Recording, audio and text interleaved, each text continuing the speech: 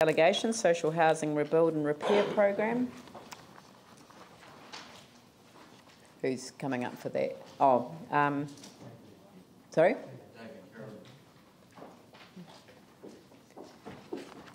Do you want to briefly introduce the report?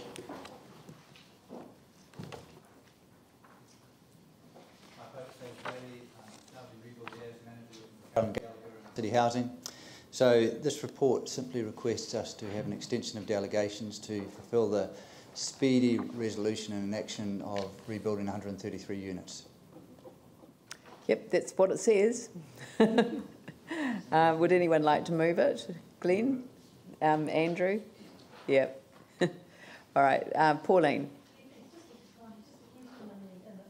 On the first page, we've got approved 9.8 million for 49 new, so that works out at 200,000 a unit. I did it. Oh, No. Oh, okay. So, but 200. But when the repair, you work out the repairs that we're spending 232. Yeah. So Ali Jones asked the same question at the Chair Committee. We're the same person, actually. Yeah.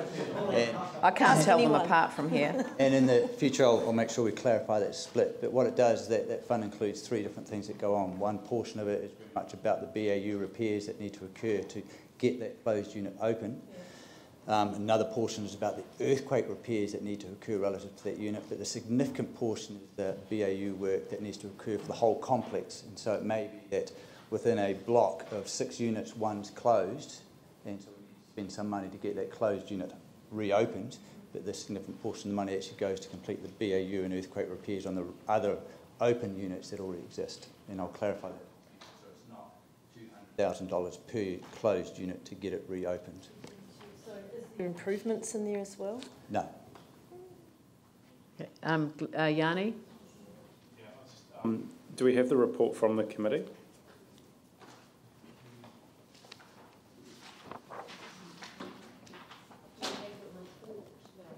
Yeah, because this was obviously discussed at the meeting the other day. Recommendation for committee. Oh, so Yeah. do you have the recommendation? So it is the recommendation. The recommendation is the same as the staff recommendation. And in fact, we'd already approved points 1 and 2 at an earlier meeting, so point 3 is the only substantive change that we're making today. And yeah, the staff recommendation and the committee recommendation would align. Staff is, how will community boards be involved when you decide to repair these units? Is there any reporting to the local community boards so that they can have oversight of any pre-existing local issues and address them at the same time as you're doing the repair? So what we commit to do at the moment is to visit the community boards and request to go there to give them an update of the work that's been done to date and the work that's coming up in the future, and so we can make sure we're available if people have input or questions or concerns about the plans that we do have coming up, that they're able to provide direction to us at that stage.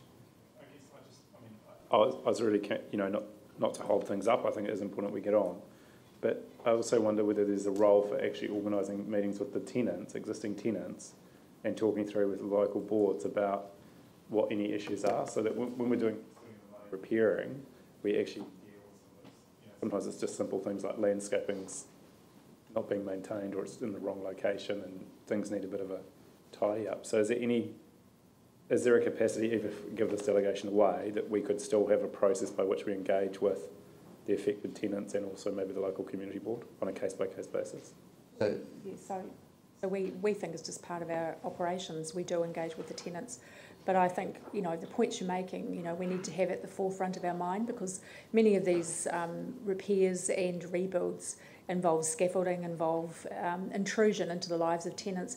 Because many of our units are quite small, some of our tenants have to move out, and so we do have a whole engagement process with our tenants around these repairs. But I think we take on board your point about involving the community board in those communications more than what we are at the moment as well. Ellie? Yeah, thank you. It's a process issue more than anything. I voted for 1 and 2, but I did not vote for 3 in the meeting during the week. But I did have a question as well. I don't know what I was supposed to do this time. I don't know. Can I just ask you, with regards to the housing optimisation program and the analysis of what's paying okay and not losing quite as much money as the others and so forth, how does changing that delegation to that level, I'm thinking of $3 million, preempt possibly a lot of that work that we still need information on to give us a governance oversight of what our housing portfolio needs to do to be operating well? I mean, how is, putting that up to $1 million in some way going to preempt that if we don't have all that information to consider at a committee or council level? So at the moment, if we think of the closed unit repairs that we're targeting, that we've committed to, as part of the draft LTP, to reopen 73 units. There is the potential for us to be able to open close to 100 units. And so what we are doing at the moment in the decision making is to address the reopening of the units that are high grade quality units rather than the ones that are contentious. And if we are dealing with the ones that, sorry, not the contentious, but provide more asset challenges, we are minimising the amount of investment that goes on in there to make sure we get it reopened, but not necessarily reopened to a 100-year view of the property. So it is possible that you will be investing money under that third level there of delegation, investing money into what we are now seeing as low performers when it comes to the housing portfolio, or will it just be those mid-performers, which we've also been made aware could quite easily, after further analysis, be tipped into the low-performing level? So as we discussed on Tuesday, ranking our assets, ranking the units in terms of how they're performing and their condition, we need to take a more joined-up approach. So we see that as well as these delegations, we'll be coming back to you with, the implications of these decisions. We don't believe in throwing good money after bad.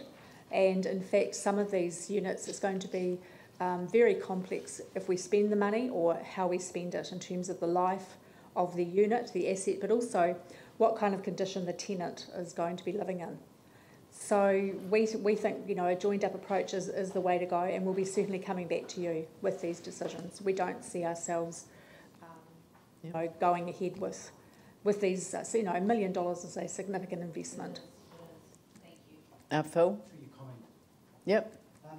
Look, thank you for the report, and I'm really delighted that, in fact, there is a plan around getting the repairs done, and I commend you too for taking on board how the community board's involvement, and clearly we're suggesting that's from a governance point of view and not a management one, but at times they will do contact community board members, of course, and it's good to have the board involved, so whether they're group discussions or individual discussions, in fact, that's joined up.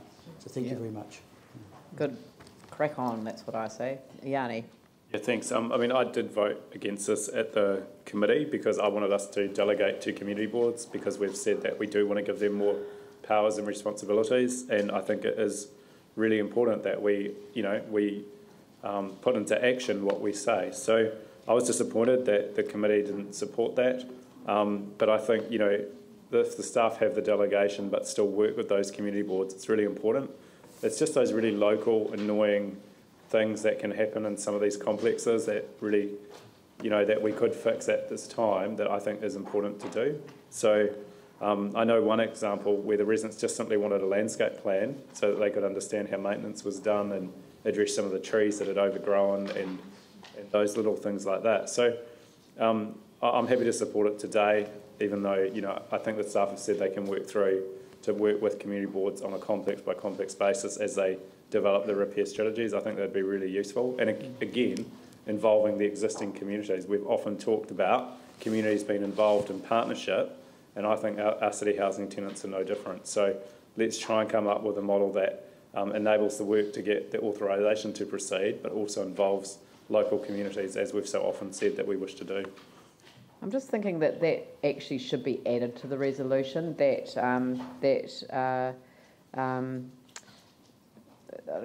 requires, is that too strong a word, but requires staff to engage with tenants, prior to the commencement of any work in their complex. Because I mean, I think that's the point that you're making, is that it's, is that in conjunction with the community boards as well? I'll speak. I think the emphasis really is about conjunction with the community boards. The staff have said, look, they already work with the tenants and advising them, and I think the emphasis is on the community board role. In conjunction with the community boards. The reason that I think it is worth putting it down as a kind of a direction is that it's just putting it down in writing that this is the way that it's going to be, and I'm hearing from staff that this is the way they want to do it, so we're aligned. But sometimes, you know, if personnel change or something like that, they don't have a direction, you know, so. Yeah, it's for the record. Glenn. Yeah, thank you. I've said a lot today, so yeah, anyway, still got more to go. But this will speed up the repair. If you think 6 to 10 weeks, that's 2 seasons of the year. Yep. This gets more people into houses quicker. So the starting point is our tenants, getting them into houses. It actually helps the fund as well. And it saves internal staff costs and having to wait this amount of time. So I'm right behind this. As you said, I think we just need to crack on. Yep. We're actually getting more units open than we first thought as well. Paul. I think your amendment actually sort of answers my question, but my comment would be around that.